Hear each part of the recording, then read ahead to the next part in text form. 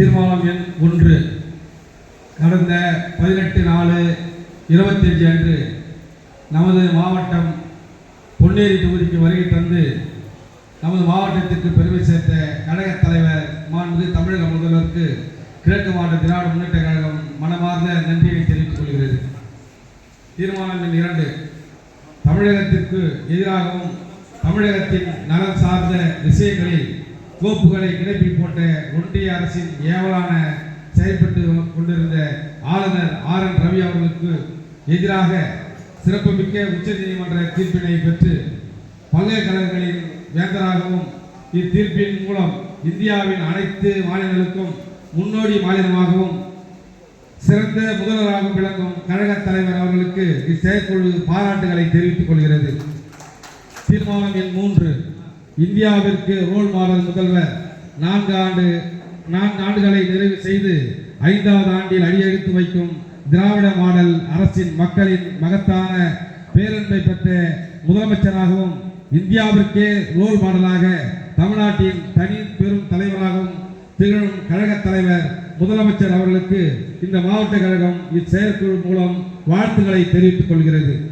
தீர்மானம் எண் 4 நாடு போற்றும் 4 ஆண்டு சாதனைகளை விளக்கிடும் வகையில் நமது கிழக்கு மாவட்டத்தில் அடங்கியுள்ள பொன்னேரி கும்மிடிப்பூண்டி தொகுதிகளில் நடைபெறும் அனைத்து கூட்டங்களையும் எளிய கூட்டங்களாகவும் 4 ஆண்டு சாதனைகளை மக்களிடம் கொண்டு சேர்த்திட ஏற்பாடு செய்யவும் இச்செயற்குழு கேட்டுக்கொள்கிறது. தீர்மானம் எண் 5 சாதனை விளக்க பொதுக்கூட்டங்கள் நடைபெற்று முடிந்தவுடன்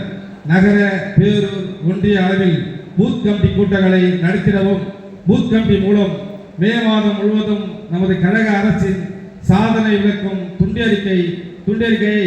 வீடு வீடாக கொடுக்க செய்திடவும் மேலும் ஒவ்வொரு வீட்டிலும் உள்ள அரசின் திட்டங்களின் மூலம் உதவி பெறுபவர்களின் விவரங்களை சேர்த்திடவும் ஜூன் மாதத்தில் கழக உறுப்பினர் சேர்க்கை தொடங்கியவுடன் கண்டறிந்து வைத்துள்ள பயனாளிகளை உறுப்பினர்களாக சேர்க்க 2வது முறையாக அவர்களது வீட்டிற்கு சென்று 2026 தேர்தல் வரைக்கும் ஒவ்வொரு பயனாளியையும் திரும்ப சந்தித்து அவர்களது வாக்குகளை நமக்கு உறுதி செய்திடவும் இச்செயற்குழு கேட்டுக்கொள்கிறது.